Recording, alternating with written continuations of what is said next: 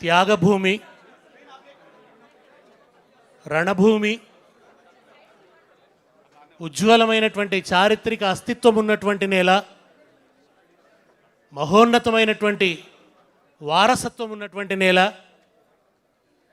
తను చేసిన పోరాటాలతో ప్రపంచం తన దిక్కు చూసేలాగా ఒక అద్భుతమైనటువంటి కాలాన్నే వెలిగించినటువంటి నేల మన తెలంగాణ. అంతర్గత వలస సమైక్యవాద సంకెళ్లను తెంచుకొని అస్తిత్వ సూర్యుడు వెలిగిన రోజు ఇవాల్టి 2వ జూన్ రాష్ట్ర అవతరణ దినోత్సవం. ఈ సందర్భంగా యావత్ తెలంగాణ ప్రజలకు ఈ ఉద్యమంలో పాల్గొని ఈ ఉద్యమంలో ఉద్విగ్నమైనటువంటి భాగస్వామ్యాన్ని పంచుకొని దయచేసి కొద్దిగా ఉద్విగ్నమైన భాగస్వామ్యాన్ని పంచుకొని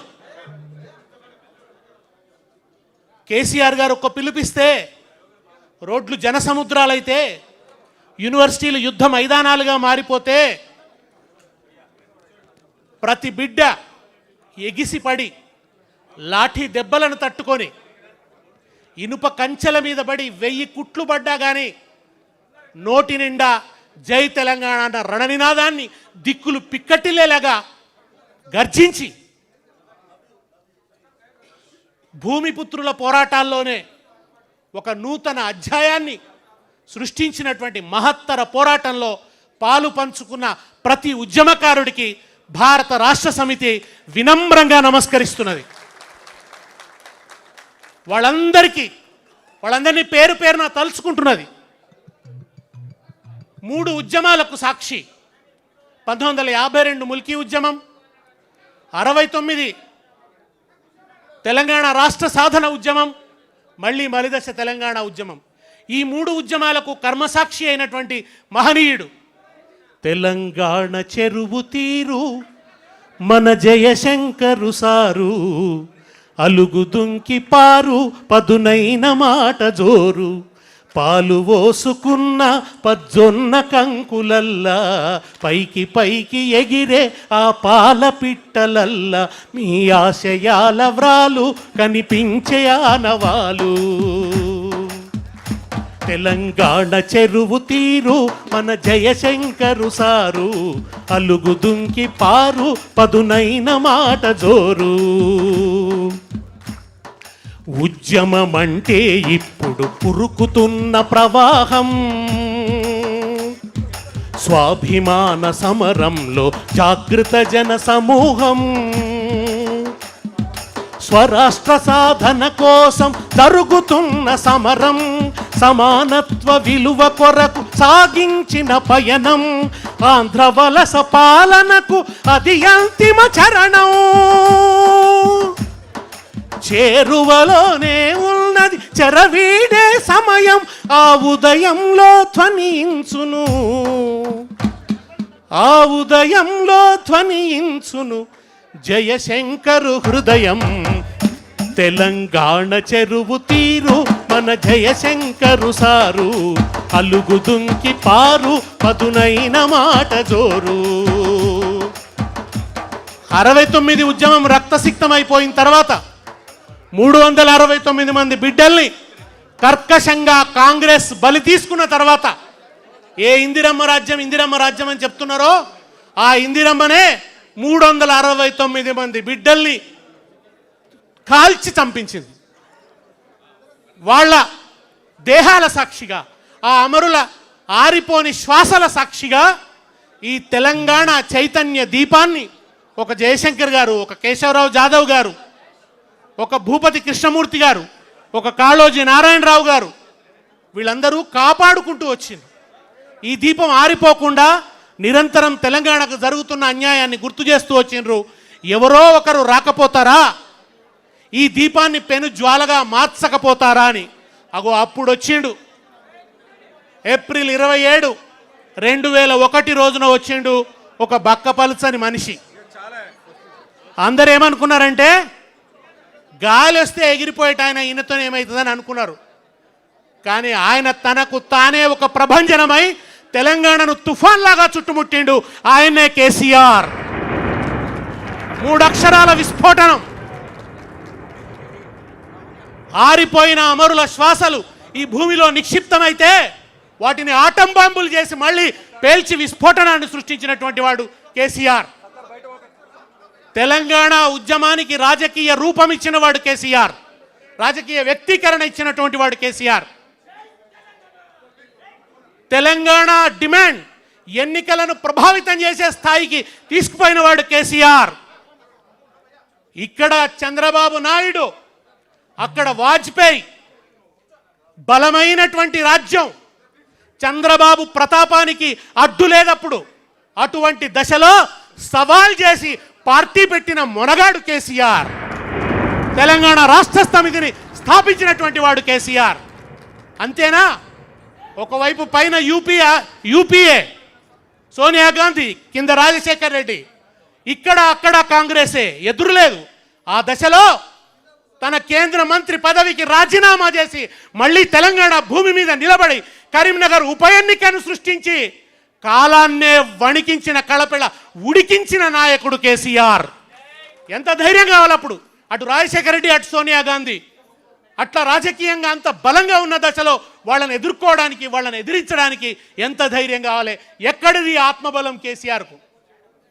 ఎక్కడిది శక్తి కేసీఆర్కు? ఎక్కడి నుంచి వచ్చింది? అది ఎక్కడి నుంచి వచ్చిందంటే తెలంగాణ ప్రజల హృదయాల్లో 60 సంవత్సరాలుగా కళపెళ్ళ ఉడుకుతున్నటువంటి స్వరాష్ట్ర సాధన ఆకాంక్షనే ఆయన బలంగా మారింది. అదే ఆయన బలంగా చేసుకున్నాడు. మీడియా లేదు, మనకు మీడియా లేదు, ధనబలం లేదు. ఏమున్నాయంటే డప్పులు కొట్టుకుంటూ వచ్చే కళాకారులు ఉన్నారు, పుస్తకాలు పట్టుకొని వచ్చే మేధావులు ఉన్నారు. ఒక విద్యాసాగర్ రావు గారు నీళ్లు నిజాలు, ఏ నదిలో ఎట్లా అన్యాయం జరిగిందో తెలంగాణ బిడ్డలకు, టీఎంసీలు అంటే ఏంది, క్యూసెక్కులు అంటే ఏంది, ఓ అద్భుతమైనటువంటి చైతన్యాన్ని కలిగించిండు. అనేక మంది మేధావులతో అనుబంధం పెట్టుకున్నాడు కేసీఆర్. కళాకారులతో అనుబంధం పెట్టుకున్నాడు కేసీఆర్. డాక్టర్లతో అనుబంధం, లాయర్లతో అనుబంధం, తెలంగాణలోని ప్రతి సమూహంతో అనుబంధాన్ని పెట్టుకొని ఓ అద్భుతమైనటువంటి పోరాటాన్ని నిర్మించి ఢిల్లీ పీఠాన్ని గజగజ వణికించి ఇటు పార్లమెంటు, అసెంబ్లీ, ప్రతి ఇటుక పెళ్ళ కూడా వణికిపోయేలాగా ప్రళయ గర్జన చేసి చివరికి ఎన్నికలకు ముందు జై తెలంగాణ, ఎన్నికలకు ముందు నై తెలంగాణ అనే కుట్రను అమలు చేస్తుంటే పదవులు పణంగా పెట్టడమే కాదు, ప్రాణాన్ని కూడా పణంగా పెడతానని కేసీఆర్ చచ్చుడో తెలంగాణ వచ్చుడో అని రణనినాదం చేసి తన ప్రాణాన్ని పణంగా పెట్టి అద్భుతమైన నిరాహార దీక్ష చేసి యావత్ తెలంగాణను ఒక్కటి చేసి ఒక భూకంపాన్ని సృష్టించినటువంటి వాడు కేసీఆర్. కేసీఆర్ కేంద్రంగానే ఈ అల్పపీడనం అంతా అల్లుకున్నది. ఈ తుఫాన్ అంతా కూడా ఆయన కేంద్రంగానే. టీఆర్ఎస్ ఓడిపోతే అయిపోయింది తెలంగాణ. ఎన్ని దెబ్బలు! అసలు కరీంనగర్ ఉప ఎన్నిక సవాల్ చేసినాడు, గుండెలు వణికినాయి. ఏమవుతుంది అని. మళ్ళా రాజీనామాలు చేస్తే అనుకున్న రిజల్ట్ రాలే. రెండవసారి చేస్తే ఇక అయిపోయింది తెలంగాణ అన్నారు. 2009లో అనుకున్న ఫలితాలు రాకుంటే అయిపోయింది కేసీఆర్, నేలమాళిగలకు పోయినట్టే అన్నారు. కానీ కేసీఆర్ ఒక ఫీనిక్స్ పక్షిని చంపి కాలబెట్టినా అది మళ్ళలేస్తుంది. అది గ్రీకు పురాణాల్లో ఉంటుంది. అటువంటి ఫీనిక్స్ పక్షి కేసీఆర్ మళ్ళా అట్లా లేచిండు. మనిషిని కూడగట్టిండు. ప్రతి చేతిలో జమ్మాకు పెట్టిండు, కాగలిచ్చుకున్నాడు, అలాయ్ బలాయి తీసుకున్నాడు. అవసరమైతే ఒక మొత్తం పార్టీలందరినీ కూడా ముగ్గులోకి లాగిండు. ఆంధ్రలో వేర్లుండి తెలంగాణలో కొమ్మలు రెమ్మలున్న కరడుగట్టిన సమైక్యవాద పార్టీ చంద్రబాబు నాయుడుతో తెలంగాణ తీర్మానం చేయించిన ఘనత కేసీఆర్ది. ఎవరు చేయించగలరు? అది చేయించిన వాడు కేసీఆర్ లేకుంటే తెలుగుదేశం పార్టీ తీర్మానం చేస్తుందా? బీజేపీ తీర్మానం చేయాల్సి వచ్చింది, కమ్యూనిస్ట్ పార్టీ తీర్మానం చేయాల్సి వచ్చింది. ప్రజల్లో ఉబుకుతున్న చైతన్యాన్ని, ప్రజలు ఎన్నికల ద్వారా ఇస్తున్న ఫలితాన్ని, వీటన్నిటిని ఒత్తిడిగా ప్రయోగించి ఒక్కొక్క పార్టీని గజగజ వణికేటట్టు చేసిండు. వణికితే ముగ్గులోకి దించితే తీర్మానాలు చేసి మేము తెలంగాణకు జై అంటాం, మేము తెలంగాణ. ఇవాళ మాట్లాడుతున్న వాళ్ళంతా వీళ్ళందరూ కూడా మేము కాదా తెలంగాణ ఉద్యమకారులం, ఊర్లలోకి వస్తే చెప్పులతో కొడతామన్నారు తెలంగాణ వాదులు ఆ రోజు. మీరు ఇంటి దొంగలు, మీరు ద్రోహం చేస్తున్నారు, మీరు ఊళ్ళలోకి వస్తే చెప్పులతో కొడతామన్నారు. అప్పుడు వీళ్ళు తెలంగాణ అన్నారు, అప్పుడు వీళ్ళు పార్లమెంట్లో మాట్లాడినరు, అప్పుడు వీళ్ళు ఉద్యమాల్లోకి కలిసి వచ్చిండ్రు. అది కూడా అందరు కాదు, కొందరు. ఇవాళ వెళ్తున్నానైందైతే అప్పుడు కూడా రాలే.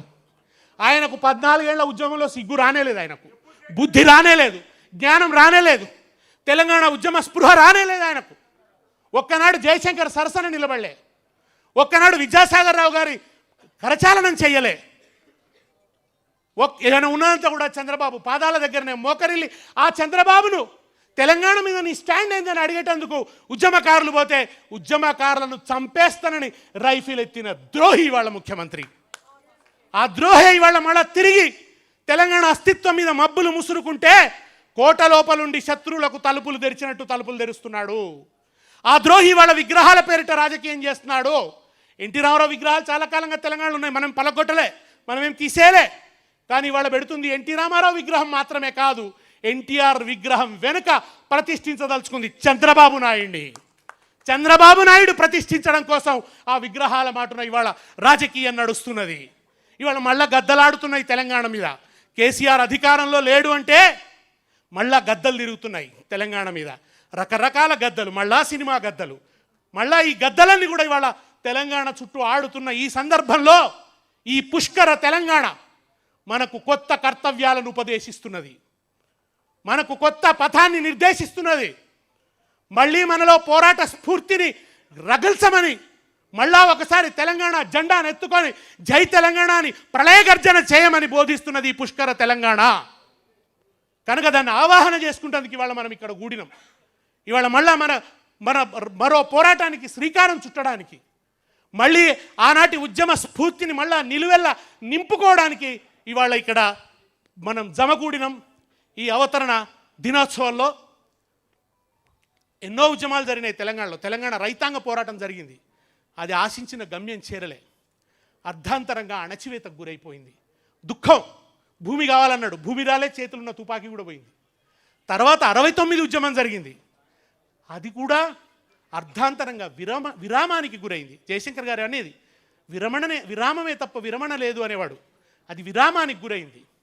ఆ రోజు పిచ్ బ్యాట్లింగ్, ఒక రణక్షేత్రంలో అటు పోలీసులు ఇటు ఉద్యమకారుల నుండి కొట్లాడిండ్రు, రక్తం గారింది, తెలంగాణ నేలను రక్తంతో తడిపిండ్రు. నేను ఎప్పుడూ ఒక మాట అంట, కేసీఆర్ వచ్చేదాకా ఈ నేల మీద పారింది రక్తమే, కేసీఆర్ వచ్చిన తర్వాతనే సాగునీరు పారింది తెలంగాణ నేల మీద.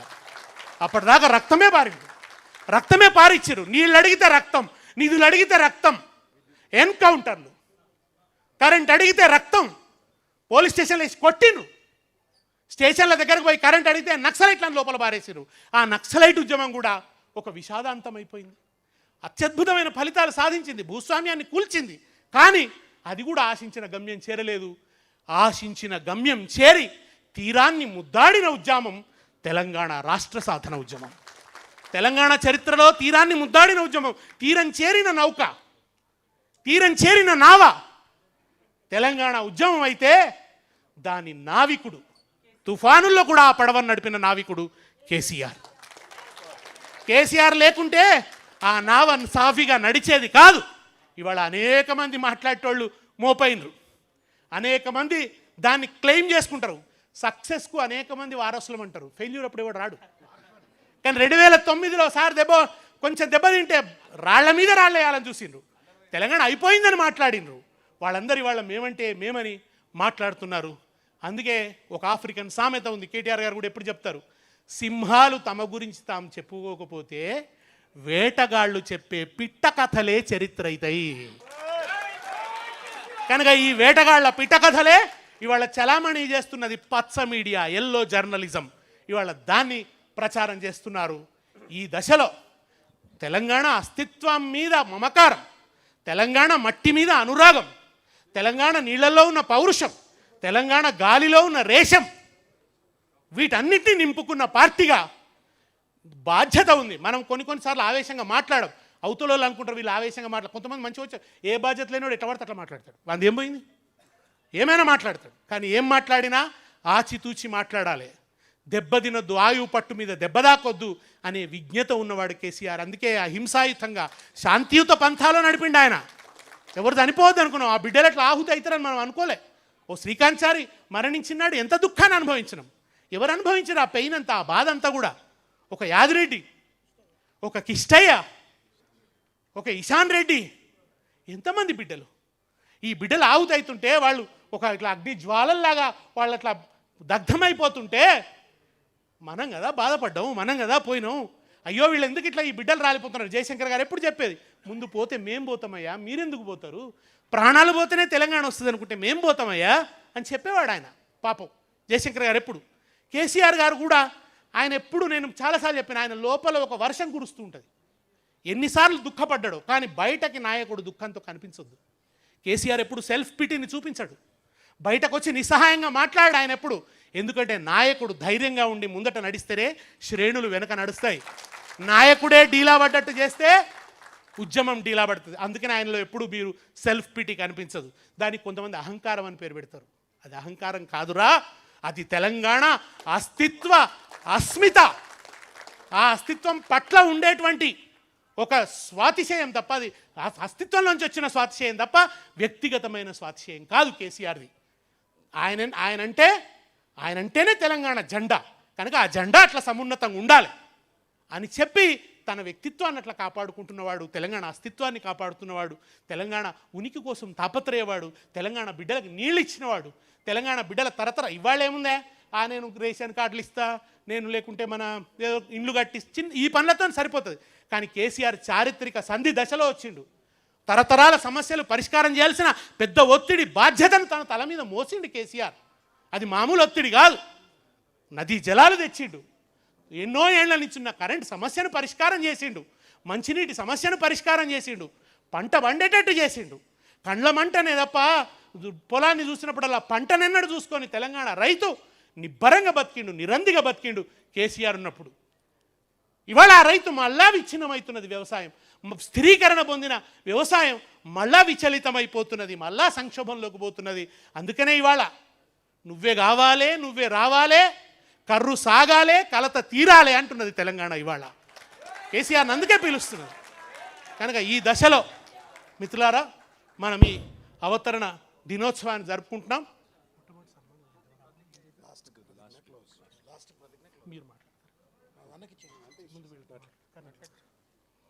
ముందుగా మాన్యులు మహమూద్ అలీ గారిని మాట్లాడ